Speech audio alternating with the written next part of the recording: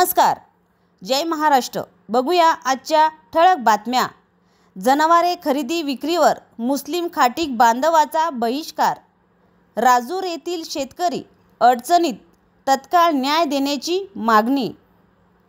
बुलढाणा येथील मुस्लिम कुरेशी खाटीक बांधवांनी जनावरांच्या कायदेशीर व्यापारात होणाऱ्या या त्रासाला कंटाळून जनावरे खरेदी विक्री करण्यास राज्यात बेमुदत बंदीची घोषणा केली आहे। टप्प्याटप्प्यात याची अंमलबजावणी होत असून बुलढाणा जिल्ह्यात देखील मुस्लिम खाटीक बांधव एकवटले आहे।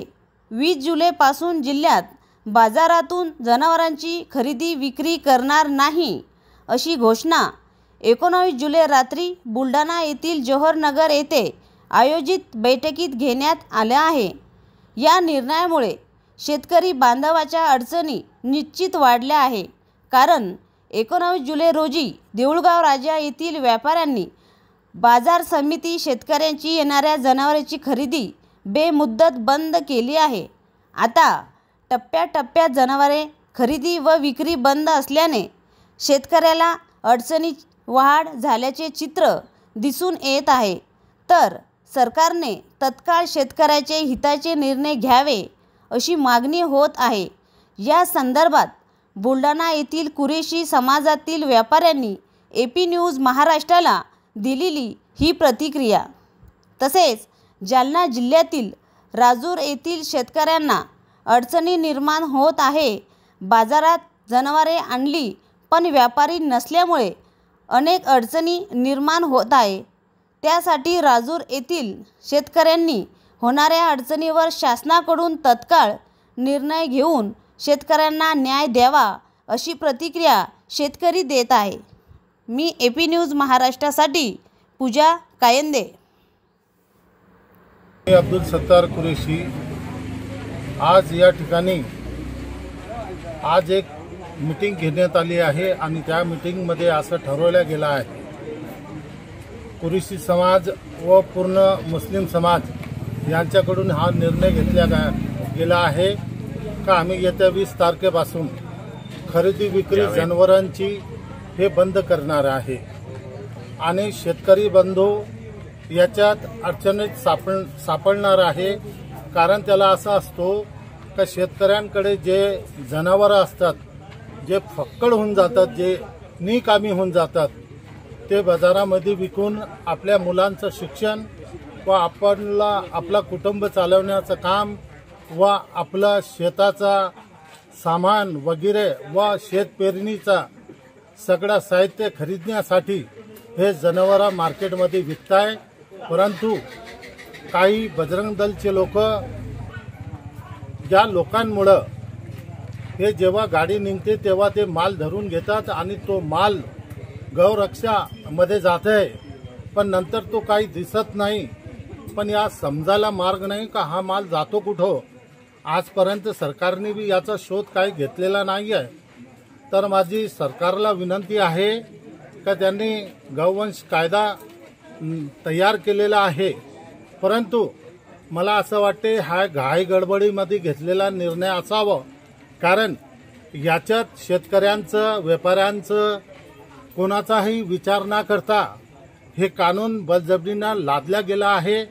तर गव्हर्नमेंटला मी विनंती करतो का अजूनही त्यांनी रिपीट करून या कायद्यावर विचार करावं आणि शेतकऱ्यांना, व्यापाऱ्यांना व मुस्लिम समाजांना व कुरेशी समाजांना त्यांनी न्याय द्यावं अशी मी त्यांना विनंती करतो।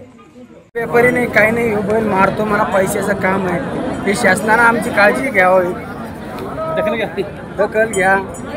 बजरंग दलवाले बेजार करते, आता काय करणार आहे, आम्हाला खाता औषधाचे पैसे, लोकांचे रोज मंजुरीचे पैसे देणार आहे, बैल विकूनच आम्ही पैसे व्यवहार करणार होतो।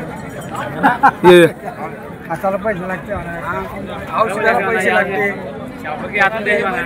आता आम्ही याला परेशान करू लागले। तर शासनानं बैल घ्यावं, नाही तर ते बजरंग दलवाले गाड्या बिड्या पकडतात त्यांना बैल घ्यावं, हे शासनानं दखल घ्यावं या कामाची। शेतकऱ्याला देणार तुम्ही बैल, आता ह्यो बैल थोडा मारतो, ते गुंगाडून घेतो, आता हे पण आम्ही विकणार आहे बैल।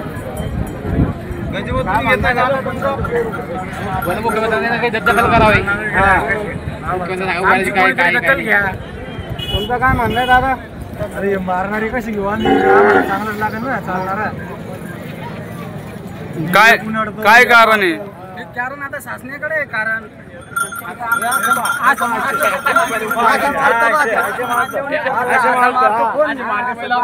पैसे गेले चालतं पण आता आमच्या पलटे बिलटे करायचे होते. हे लोक घेऊ देणार नाही. तबलीग चाली झाली. कोण नाही घेत कामाचे दिवस आहे ना आता.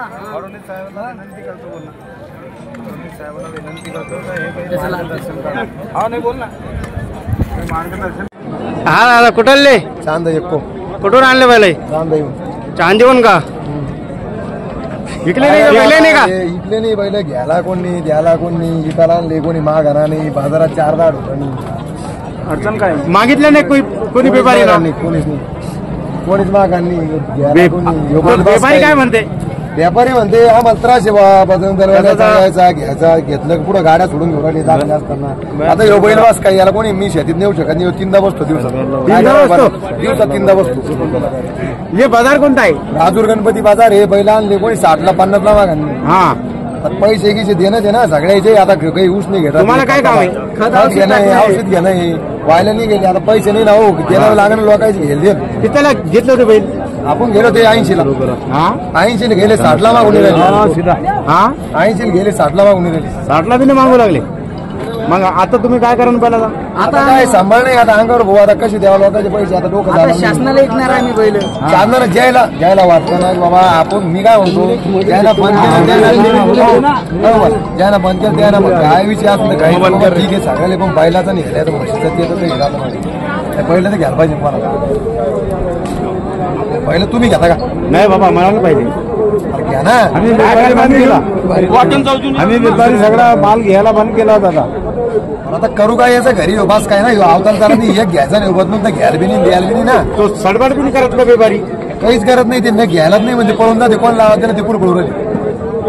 मिलिंद भाऊ इकडे ये ना. इकडे ये ना.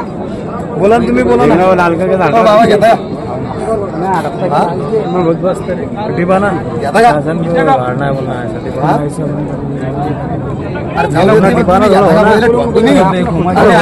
तुम्ही 70ला ठेवा. 10,000 घ्या मला. नाही बैल बास काय जे बोलले मग बैल कोणाला ऐकत तुम्ही बस का? आता ही का बोलला घ्यायला असं तर घ्या बाबा. घ्या ना तुम्ही. 80 लिहिले.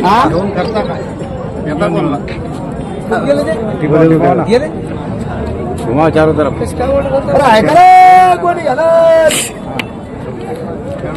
म्हशी येले. अरे ते काय करते चालू नाही. नुसते अन्न 2,000 भाडा यायचं 1,000 न्यायचं 3,000 गाठ्यात चाललो. जे भरते त्याला मला घेऊन जा बाबा. 10,000 घाटे घेऊन जा. आपण द्यायला तयारी काय करता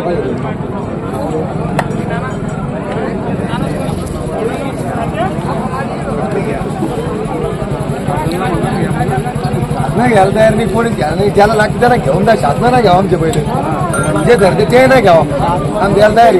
तो ये बैल काय करतो? यो बैल बसतो. आता कोणी बस काय तो ये बैल काय करतो? कामाचा नाही ते काय? कामात नाही. आता फुकट सामान नाही. कोणी घ्यायला तयार नाही त्याला.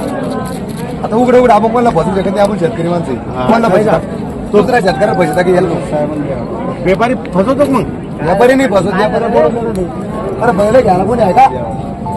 घ्यायला का घ्यायला का दिला कमी देतो. घ्यायला का बरोबर.